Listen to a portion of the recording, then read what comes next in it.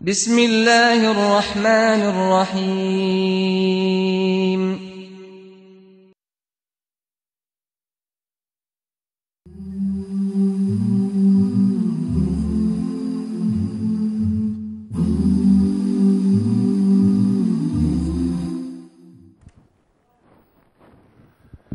আসসালামু আলাইকুম দর্শক, দীর্ঘ বিরতির পর আবার আপনাদেরকে স্বাগত জানাচ্ছি ইকরা বাংলার পয়েন্ট অফ ভিউ অনুষ্ঠানে। দর্শক, আপনারা জানেন এই অনুষ্ঠানের মাধ্যমে আমরা বিভিন্ন ঘটনা প্রবাহ নিয়ে পত্রপত্রিকা এবং মিডিয়া প্রকাশিত বিভিন্ন খবরগুলো নিয়ে ইনডেপথ আলোচনা করার চেষ্টা করি। আর এই অনুষ্ঠানে আমরা আগে আসলে টেলিফোনে দর্শকদের মতামত নেওয়ার কোনো সুযোগ ছিল না, তো এখন থেকে আপনারাও আমাদের সাথে এই অনুষ্ঠানে শরিক হতে পারেন, আপনারাও আপনাদের মতামত রাখতে পারেন, আপনাদের কোনো পরামর্শ থাকলে আপনারা আমাদের মাধ্যমে জানাতে পারেন। আর এই অনুষ্ঠানে আজকে আমাদের সাথে অতিথি হিসেবে এসেছেন এই অনুষ্ঠানের পুরনো গেস্ট নিজুম মজুমদার। নিজুম ভাই, আপনাকে অভিনন্দন। আপনাকে অনেক ধন্যবাদ এখানে আমন্ত্রণ করবার জন্য। আমরা আমাদের অনুষ্ঠানের ধরন অনুযায়ী দর্শক, আমরা লন্ডন থেকে প্রকাশিত বিভিন্ন খবর কাগজগুলোর আসলে হেডলাইন একটু আপনাদেরকে শোনাই। তো আমি কয়েকটি পত্রিকার হেডলাইন এগুলো শোনাই আগে, তারপরে আরও কিছু নিউজ হেডলাইন শুনবো, তারপরে আমরা আলোচনা শুনবো। আমি প্রথমে সাপ্তাহিক জনমত পত্রিকার একটু হেডলাইনটা পড়ে আপনাদেরকে শোনাই। সাপ্তাহিক জনমতের প্রধান শিরোনাম: প্রধানমন্ত্রীর দায়িত্ব নিলেন থেরেসা মে, ছোটবেলা থেকেই এই স্বপ্ন ছিল তাঁর, স্বপ্ন হলো সত্যি।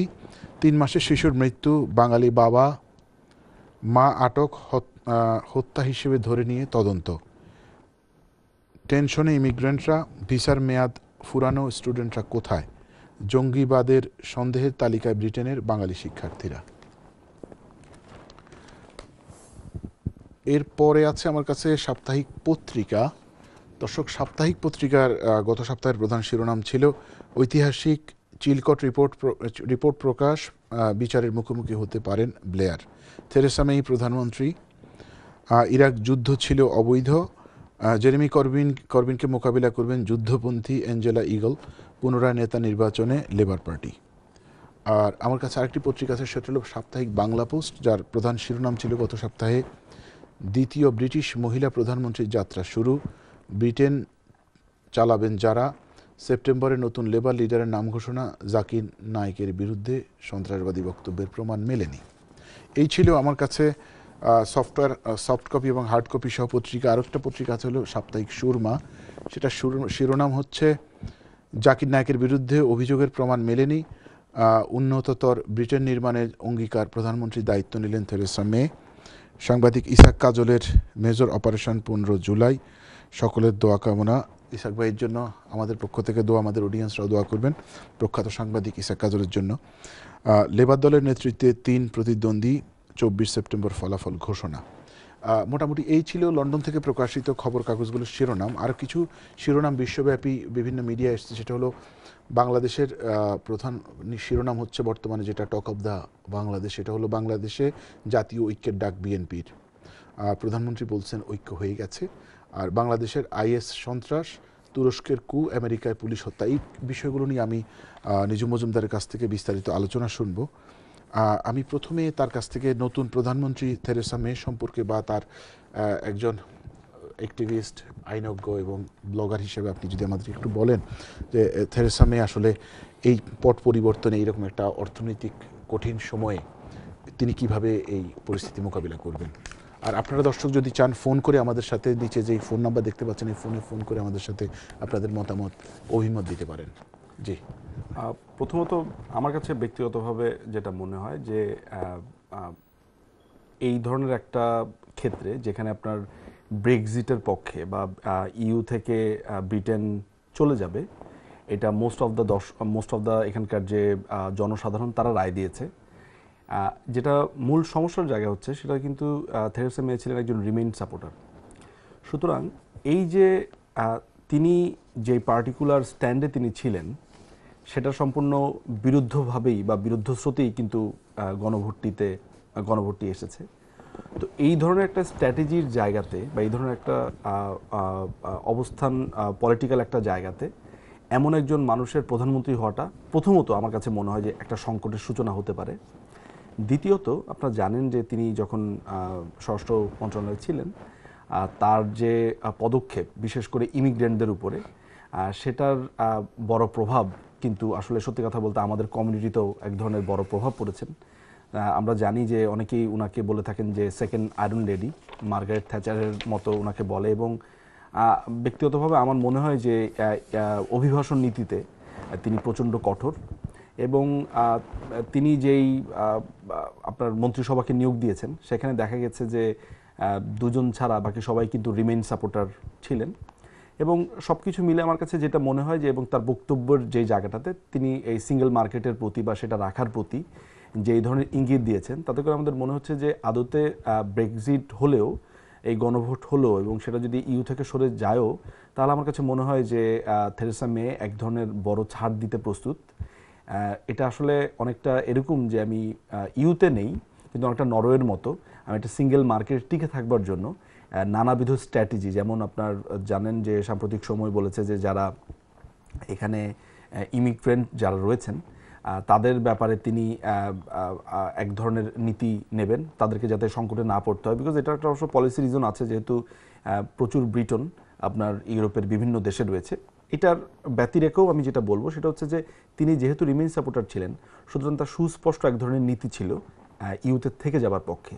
তার মানে হচ্ছে যে তিনি হচ্ছেন এই গণভোটের যে মূল ফলাফল সেটার বিরুদ্ধচারণকারী বা সেটার বিপক্ষ স্রোতের যাত্রী তিনি।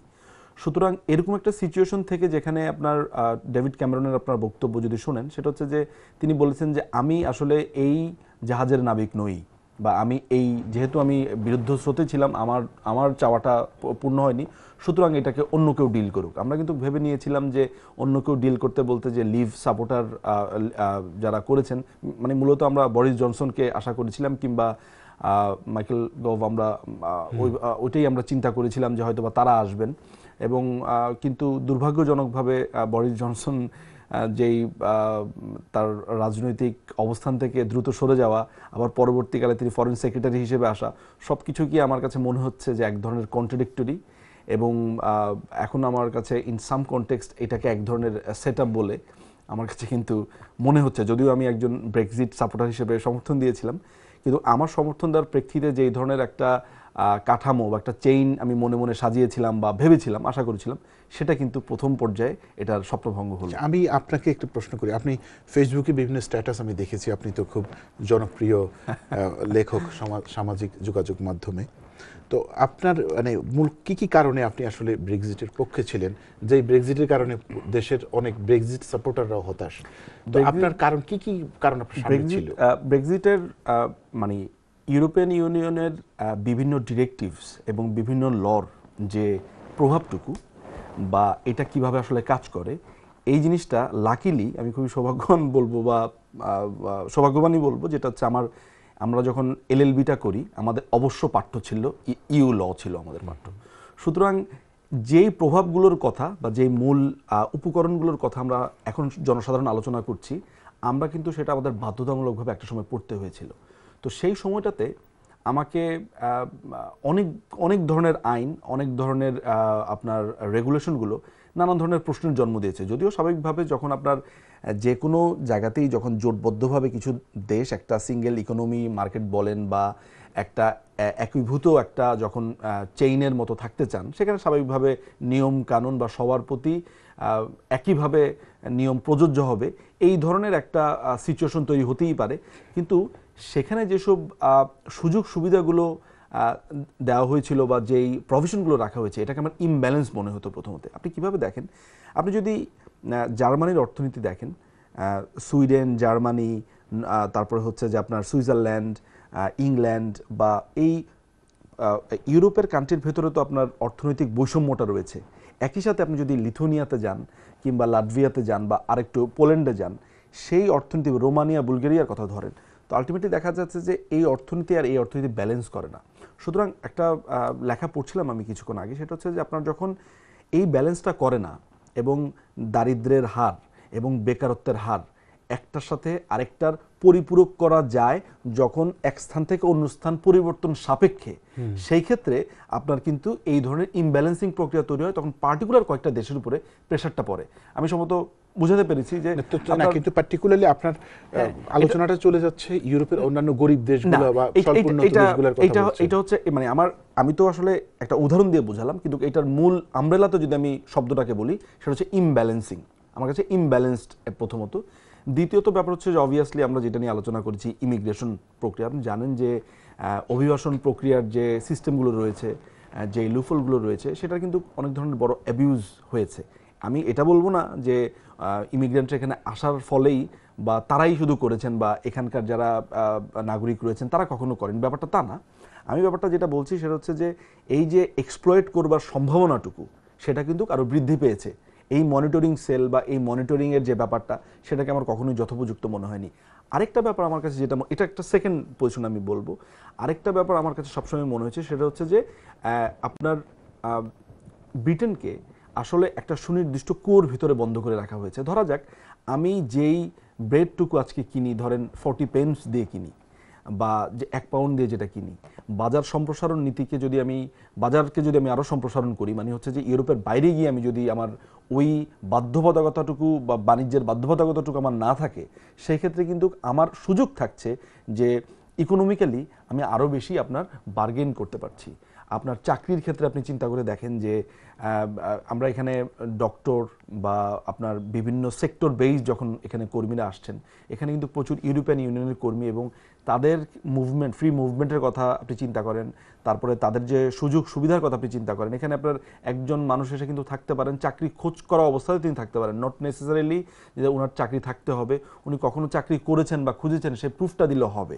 তো সুতরাং এই যে এই জায়গাগুলোতে মানে স্কিলড যে কর্মীর একটা অভাব, সেটা কিন্তু নানান ধরনের ডিরেক্টিভস, নানান ধরনের আইন এবং রেগুলেশনের কারণে ব্রিটেন কিন্তু নিতে পারে না। যেমন আপনার চিকিৎসার ক্ষেত্রে ধরেন, নার্সের ক্ষেত্রে ধরেন, যেমন চিপে কিন্তু আরও সহজলভ্য আমরা দামে আনতে পারি কর্মী এবং সার্ভিসটা আমাদের বেটার হতে পারে। আপনি জানেন যে এনএইচএস তো ভালোই ছিল, এটা তো একদিক থেকে তো এটা ভালো ছিল, তাই না? না, আমি বলছি যে যেটা ছিল সেটা না, আমি বলছি যে বাজার সম্প্রসারণ করলে আপনি মেক্সিকো থেকে, আপনি ইন্ডিয়ান সাবকন্টিনেন্ট থেকে বা আমাদের সাউথ এশিয়ার ওই অঞ্চলটা থেকে, বাংলাদেশ, পাকিস্তান, শ্রীলঙ্কা, ইন্ডিয়া, এই জায়গাগুলো থেকে আপনি কিন্তু আরও বেশি কর্মী আনতে পারেন এবং সেটা কিন্তু খেয়াল করে দেখবেন যে সেটা আরও অর্থনীতি প্রবৃদ্ধির জন্য আরও বেশি সহায়ক বলে আমার কাছে মনে হয়। আপনি যেটা বলেন এটা হলো আপনি ভাবছেন, কিন্তু সরকার সেটা কতটুকু করবে, নাকি উইদিন দিস হিউম্যান রিসোর্স তারা ম্যানেজ করবে?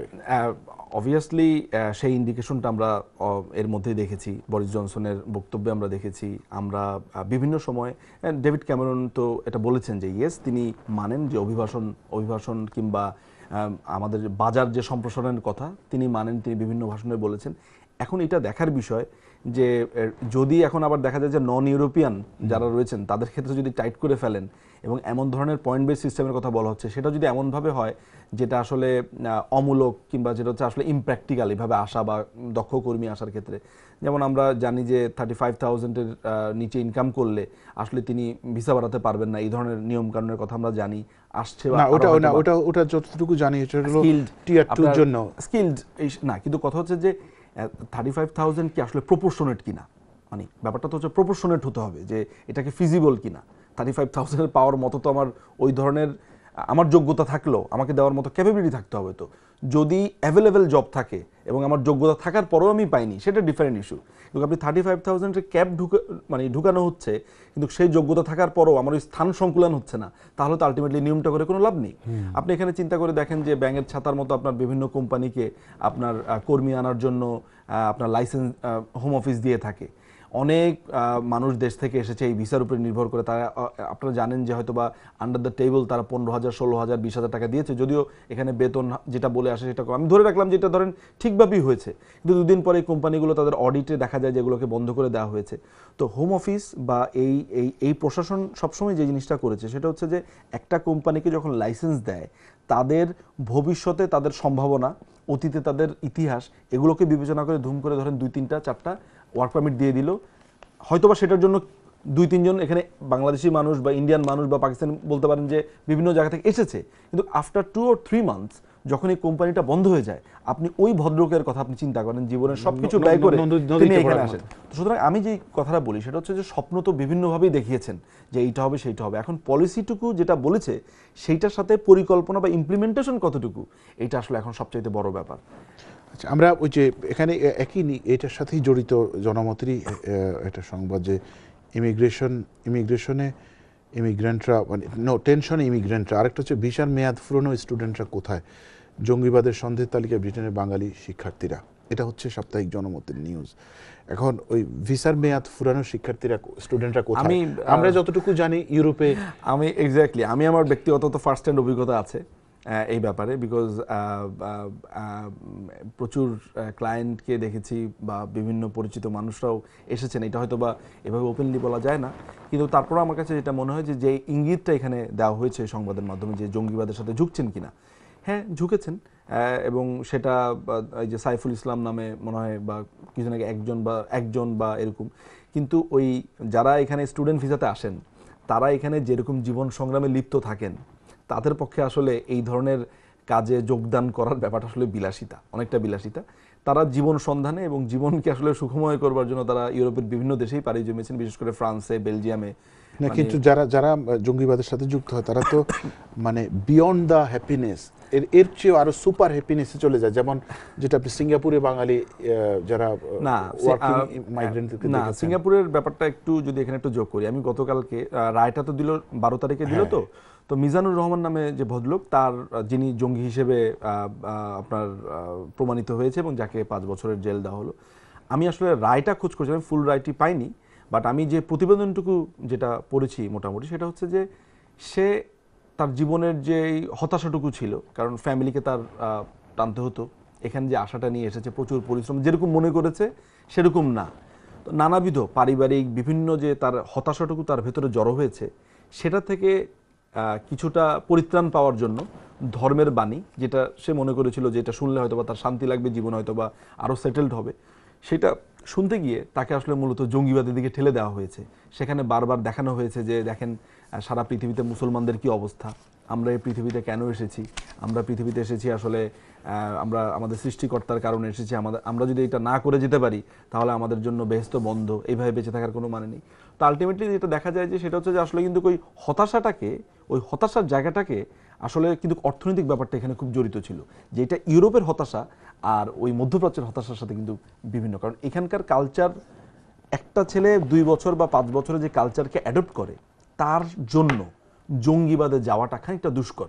ইয়েস, এখান থেকে যে আইএসএ যোগ দেয়নি তা দিয়েছে, কিন্তু দেখা যাবে যে বেশিরভাগ ছেলেপেলেদের যে শিক্ষার হয়েছে, আমি সেটা হয়তো বা ওইভাবে ক্লিয়ারলি বলবো না, ইচ্ছা করি, কিন্তু তাদের যে শিক্ষার যে আপনি বেসটুকু লক্ষ্য করে দেখেন সেটা খানিকটা উগ্রবাদের সাথে তো জড়িত বটেই। সেটা কোন ধর্মভিত্তিক আমি সেটা বলতে চাচ্ছি না, কারণ আমি আপনার অস্ট্রেলিয়াতে এই যে জেক বিলার্ডি, একদম যার বাবা মা দুজনেই নাস্তিক ছিলেন, অস্ট্রেলিয়ান একটা ছেলে, সে আইএসএ যোগদান করেছে। সুতরাং আমি যদি শুধু মুসলমানদের কথাই বলি, যে পিকলু দাস নামে একজন আনসারুল্লাহ বাংলাদেশে গ্রেফতার হয়েছে, তিনি হয়েছে। সুতরাং আমরা যেটা দেখেছি যে দেখেন, চিন্তা করে দেখেন যে মানে ইরেসপেক্টিভ অফ আপনার রিলিজন, আসলে এটা এক ধরনের ভাইরাস। মানে কেউ হয়তোবা এই যুদ্ধে যাচ্ছে হচ্ছে মনে করছে যে সে মুসলিম নিপীড়িত হচ্ছে, সেটা চিন্তা করছে না, সে চিন্তা করছে যে মধ্যপ্রাচ্যে মানুষ নিপীড়িত হচ্ছে, সেটা চিন্তা করে সে যুদ্ধ যাচ্ছে। কেউ ধর্মের ব্যাপারে যাচ্ছে, কেউ হয়তোবা মনে করছে যে এইটা অনেকে আবার মনে করেন যে পুরো হিরোইজমের জন্য গিয়েছে, অস্ত্র হাতে নিয়ে। একজনের কারণটা এক এক রকমের। ওই বলে না যে মিছিলের সব হাত সব পা একরকম না আর কি, বিভিন্ন রকম থেকে বিভিন্ন মতবাদে গিয়ে, তো মূল যারা সেই স্টেক হোল্ডাররা, মূল যারা এই করেছেন, তাদের ব্যাপারে যদি আমি আলোচনা করি তাহলে আমি হয়তোবা সামনে আসবে, তখন বলতে পারবো আর কি আসলে মূল জায়গাটা তো আসলে ধর্ম না, মূল জায়গাটা তো আসলে ক্ষমতা, মূল জায়গাটা রাজনীতি। আচ্ছা, আমি একটা বিষয় একটু জানতে চাই, সেটা হলো এই যে ব্রেক্সিটকে নিয়েই কিন্তু আরেকটা বিষয় হলো লেবার পার্টিতে যে অবস্থাটা এখন, এটা আসলে ব্রেক্সিট না হলে হয়তো লেবার পার্টিতে জেরেমি করবিনের উপর এই প্রেশারটা এই মুহূর্তে আসতো না। এখন ক্ষমতাসীন দলের মধ্যে তো একটা বড় ধরনের মহাপ্রলয় হয়ে সব কিছু উলটপালট হয়ে গেল, যে উলটপালট হয়ে আমরা দ্বিতীয় মহিলা প্রধানমন্ত্রী পেলাম।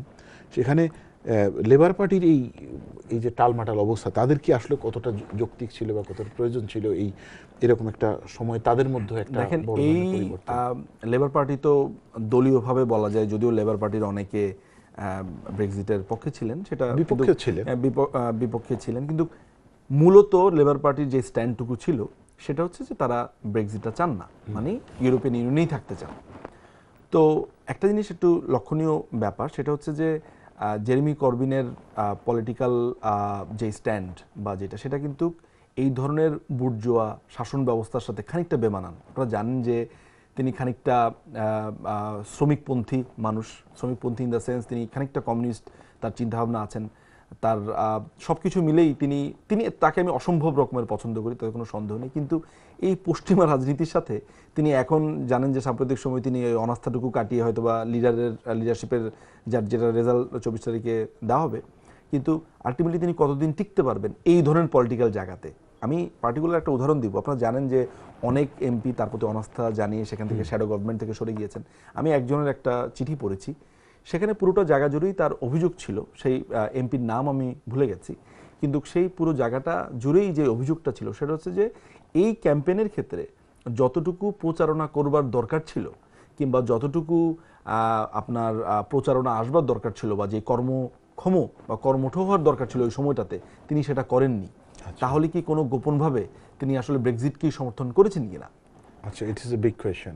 This is a big question. অনেকেই বলে থাকেন যে উনি এই ইউরোপিয়ান ইউনিয়নের এই পুরো জোটটাকে মনে করেছেন যে সাম্রাজ্যবাদের একটা বড়সড় একটা ঘাঁটি, এটাকে ভাঙতে হবে, ইংল্যান্ডকে তার নিজের মতো করে। কিন্তু তিনি চাপে পড়ে, অনেকেই বলে থাকেন, এটা আমার কথা না, অনেকেই বলে থাকেন তিনি চাপে পড়ে আসলে শেষ পর্যন্ত লেবার পার্টির হয়ে ছিলেন এবং বলেছেন তিনি। এবং তাকে যখন জিজ্ঞেস করা হয় তিনি বেশ আড়ষ্টভাবে উত্তর দেন যে yes, I did not support Brexit, আমি রিমেইন সাপোর্টার ছিলাম, কিন্তু সেটার ভিতরে অনেক আড়ষ্টতা খুঁজে পান। সুতরাং ওই হতাশা থেকে অনেকেই অনাস্থা দিয়েছিলেন যে তার ভূমিকা যদি আরেকটু স্ট্রং হতো, লিডারশিপ যদি আরেকটু ধরেন আরেকটু শক্ত হতো, হয়তোবা রিমেইন জিতবার সম্ভাবনা ছিল। কিন্তু তার কনস্টিটিউয়েন্সি থেকে তো কিন্তু রিমেইন জিতেছে শেষ পর্যন্ত দেখা গেছে। তো এটাই হচ্ছে সিচুয়েশন। তো আমার কাছে মনে হয় যে জেরেমি করবিনের রাজনৈতিক ভবিষ্যৎ ইংল্যান্ডের সাথে আসলে বা তার চিন্তাধারার সাথে মানানসই না। একটা সাম্রাজ্যবাদী বা ওয়েস্টার্ন কান্ট্রিতে আপনি এই ধরনের মনোভাবের মানুষকে তো আসলে অসম্ভব তার জন্য টেকা। এটা পুরোটা পুঁজিবাদী সমাজ ব্যবস্থা। এবং উনি কিন্তু আপনি লক্ষ্য করে দেখবেন যে তিনি টাইও পরেন, কিন্তু অনেকটা জোর করেই পরেন আসলে। তিনি জামা কাপড়, ড্রেস আপ, বা এই আজকে একজন কমেন্ট করছিলেন যে তিনি যেই শার্টটি পরেছিলেন এটা আসলে তিনি কয় বছর ধরে পরছেন। মানে তিনি মানে ব্যক্তিগতভাবেও তিনি আসলে ওই ধরনের ধ্যান ধারণা বিশ্বাস করেন, ওই প্রাচুর্য, প্রচুর অর্থনৈতিক বা ওই বৈষয়িক ব্যাপারগুলো তার মধ্যে একজন সাধারণ মানুষ তিনি। সে কারণে তিনি অনেকের কাছেই পছন্দের পারত, সৎ মানুষ হিসেবে, ভালো মানুষ হিসেবে পরিচিত। কিন্তু এই মানুষগুলোর মূল্যায়ন পশ্চিমা রাজনীতিতে আমার কাছে মনে হয় খুব ডিফিকাল্ট হয়ে যাবে তার শেষ পর্যন্ত টিকে থাকা। আচ্ছা, আমরা এবার একটু অন্যদিকে যাই। সাম্প্রতিক কিছু ঘটনা, আমরা শেষে যদি সুযোগ পাই আরও কিছু বিষয় নিয়ে আলোচনা করব। আমরা আপনার কাছ থেকে এই যে তুরস্কের কুর বিষয়টা একটু আপনার থেকে শুনতে চাই। আমাদের আরও একটু সময় আছে। তুরস্কের যে এই সাম্প্রতিক সময়ের কু এবং সেটা ব্যর্থ অভ্যুত্থান বলবো, সেনাবাহিনীর ব্যর্থ অভ্যুত্থান, এবং অনেককে দেখেছি যারা এরদোয়ানকে একসময় পছন্দ করতো না, তারা এই সময় এসে এরদোয়ানকে সাপোর্ট দেওয়া শুরু করেছে। তো আপনার এই বিষয়ে আপনার একটু যদি বলতেন। এরদোগানের ব্যাপারে মানে আমার অবজারভেশন তো আসলে এরদোগানের পলিটিক্যাল যে স্ট্যান্ডগুলো, সাম্প্রতিক সময়ে এরদোগানের পলিটিক্যাল স্ট্যান্ডের সাথে বাংলাদেশের পলিটিক্যাল স্ট্যান্ডের একটা যোগসূত্র তৈরি হয়েছে। জানেন যে আন্তর্জাতিক অপরাধের যে রায় হয়েছে সেটার ক্ষেত্রে তিনি এক ধরনের বিরুদ্ধচারণ করেছেন, এবং তিনি যেটা করেছেন সেটা হচ্ছে যে আপনার বাংলাদেশ থেকে অ্যাম্বাসেডরকে নিয়ে গেছে, এখনও কিন্তু অ্যাম্বাসেডর এসেছেন বলে আমরা জানি না, তিনি প্রত্যাহার করেছেন। তিনি সেখানে বাংলাদেশ হাই কমিশনের সামনে মতিউর রহমান নিজামী এবং কাদের মোল্লা, যারা যুদ্ধাপরাধ, যারা আন্তর্জাতিক অপরাধ ট্রাইব্যুনালের বিভিন্ন রকমের আপনার অপরাধে দণ্ডিত হয়ে যাদের ফাঁসি কার্যকর করা হয়েছে, তাদের নামে সেখানে রাস্তাও দেওয়া হয়েছে। সুতরাং এবং তার নেতৃত্বে এক ধরনের পর্যবেক্ষক দল, আইনজীবীর কথা বলে তারা পর্যবেক্ষক হয়ে বাংলাদেশের আদালতে ঢুকে যাওয়া, তারপরে প্রেসিডেন্ট আপনার বিচারের আগেই গোলাম আজমের যাতে ফাঁসি না হয় সেটার জন্য অনুরোধ করে বিচারে হস্তক্ষেপ করা, এই ধরনের অনেকগুলো ঘটনার ক্ষেত্রে কিন্তু এই এরদোগানের সম্পৃক্ততা বা তার দলের সম্পৃক্ততা আমরা কিন্তু প্রত্যক্ষ করেছি।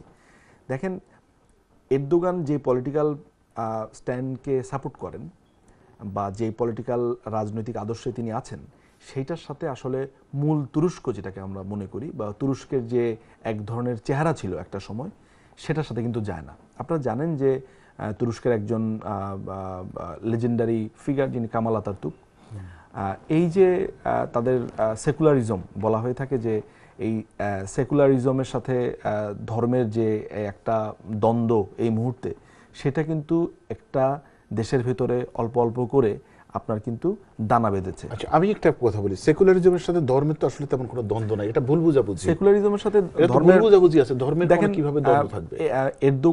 এরদোগানের আপনি যদি পলিটিক্সটা আপনি লক্ষ্য করেন সেটা হচ্ছে যে সেখানে তিনি সেকুলারিজমের সাথে দ্বন্দ্ব আছে, কিন্তু আছে এই কারণে সেটা হচ্ছে যে আপনি যদি বাংলাদেশের কথাই আপনি চিন্তা করেন, সেকুলারিজমটা তো আসলে এক ধরনের ধারণা, আমি তো আর বলবো না যে এটা এক ধরনের বিশ্বাস, এটা এক ধরনের প্রক্রিয়া বলা যেতে পারে, এটা এক ধরনের প্রসেস আপনি বলতে পারেন, বা এক ধরনের আদর্শ ভিত্তিক একটা অবস্থান বলা যেতে পারে। কিন্তু ওই এক্সট্রিমিজম, ধার্মিক এক্সট্রিমিজমের জায়গায় যেটা বলা হচ্ছে সেটা হচ্ছে যে ধার্মিক এক্সট্রিমিজম যেটা মনে করে, যেটা ধারণা করে, সেটা হচ্ছে যে তার যে স্পিরিচুয়াল বিশ্বাস সেইটাকে রাষ্ট্রর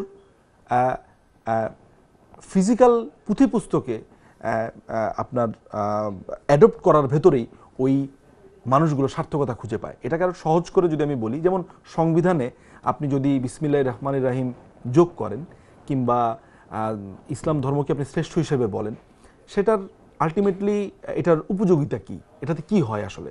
এতে করে কি বাংলাদেশ সম্পূর্ণ সবাই মুসলিম ধর্মে বিশ্বাসী হয়ে যাচ্ছে? মানে আমার কথা সাউন্ড মনে হতে পারে যে আমি এটার বিরোধিতা করছি, আমার কাছে সবসময় আমি একটা কথা বলি, আমি ব্যক্তিগতভাবে একজন মুসলিম এবং বিশ্বাসী মুসলিম এবং পালনকারী মুসলিম হলেও আমি সবসময় মনে করি যে রাষ্ট্র, সমাজ এগুলোকে আসলে সবসময় ধর্মের ঊর্ধ্বে স্থান দিতে হয়। কারণ সংবিধান তো সেজদা করতে পারে না, সংবিধান নামাজ পালন করতে পারে না, সংবিধান টুপি পরতে পারে না। সংবিধানকে টুপি পরে মানে হচ্ছে যে এই যে পরিচয়টা দেওয়া, এই যে পেছনের চিন্তাটা, দেশকে আমি এইভাবে পরিচয় দেব, এই পরিচয় দেওয়ার চিন্তাটা আমার কাছে আসলে মনে হয় যে সঠিক না। এই যে সঠিক না আর এই যে সঠিক, এটার যে দ্বন্দ্ব, সেই দ্বন্দ্বটাই আসলে প্রগতিশীলতা বা সেকুলারিজম বলি আমরা যেটাকে, সেটার সাথে ওই এরদোগানের যে কট্টর ডানপন্থী যে নীতিটুকু, সেটার এক ধরনের সংঘর্ষ তৈরি করে। সুতরাং একটা আনরেস্ট সিচুয়েশনের তৈরি হয়, যেটা হয়েছে ওভার দ্য ইয়ার্স। আপনারা জানেন যে এর আগে মুসলিম ব্রাদারহুডদের উত্থান, সেই সময়ের আপনার তুরস্কের যে মনে করেন যে একটা বড় আমরা আপস্প্রিং দেখেছি, আমরা যে বড় একটা উত্থান পতন বিভিন্ন রাজনৈতিকভাবে দেখেছি, সব কিছুর জায়গাতে যে জায়গাতে মনে হয়, এবং এটার কিন্তু একটা অভিঘাত এই ইউরোপিয়ান সোসাইটিতেও আসবে। কারণ হচ্ছে ইউরোপ কিন্তু সাম্প্রতিকভাবে ইউরোপে তার্কি ঢুকতে চাচ্ছে, এবং তারা কুর্দিদের উপরে একসময় হামলা করেছিল, আপনার প্রায় 1.5 লক্ষ 15 লক্ষ 1.5 মিলিয়ন আপনার কুর্দিকে হত্যা করেছে। 15 লক্ষ না, ওটা বলা আর্মেনিয়ান যেই সে আর্মেনিয়ানকে তারা হত্যা করেছে, তাদের রেসটা কি ছিল। তো এই আর্মেনিয়ান যারা নাগরিকরা ছিলেন, তারা কিন্তু ইউরোপের বিভিন্ন জায়গাতে এখন একটা শক্ত ঘাঁটি করে বসে আছে। কেমন একটা শক্ত জায়গাতে আছে। তার্কির এই বর্তমান পলিটিক্স যদি চেঞ্জ না হয়, এই ডানপন্থা, তাহলে কিন্তু যদি ইউরোপিয়ান ইউনিয়নে আসা তো সম্ভব হবেই না, আর যদি আসেও সেটা কিন্তু ইউরোপের ভিতরে আরেক ধরনের আনরেস্ট সিচুয়েশন তৈরি করে দিবে। কারণ এখানে যারা তার্কির ডানপন্থী তো প্রচুর লোক আসবেন, শুধু ইংল্যান্ডেই আসবেন না, ইউরোপের বিভিন্ন জায়গাতে আসবেন। তাদের চিন্তা আদর্শের সাথে এখানকার যে একটা কালচারাল শক যেটা রয়েছে, সেটা কিন্তু কোনোভাবেই মেশে না, এবং সেটা এক ধরনের দ্বন্দ্ব তৈরি করবে তুরস্ককে ছাড়িয়ে পুরো ইউরোপব্যাপী। তো আমার কাছে মনে হয় যে এটার অভিঘাত কিন্তু শুধু রাষ্ট্রীয়গত না, আমি বলবো যে সামষ্টিক ইউরোপ বা পুরো রাষ্ট্রগুলো মিলে এটার কিন্তু এক ধরনের অভিঘাত আছে বলে আমার মনে হয়। আমরা আরেকটু আপনার কথা শুনবো, আমরা একটু ছোট্ট বিরতিতে যাই, বিরতি থেকে ফিরে এসে আবার কথা শুনবো। আপনার দর্শক, আমরা যাচ্ছি একটি ছোট্ট বিরতি থেকে ফিরে এসে আবার কথা হবে। আমরা আরও বিভিন্ন বিষয়ে আমাদের অতিথির আলোচনা শুনবো। এই মুহূর্তে আমরা একটু বিদায় নিচ্ছি, বিদায়ের পরে আবার ফিরে আসবো, আমাদের সঙ্গেই থাকুন।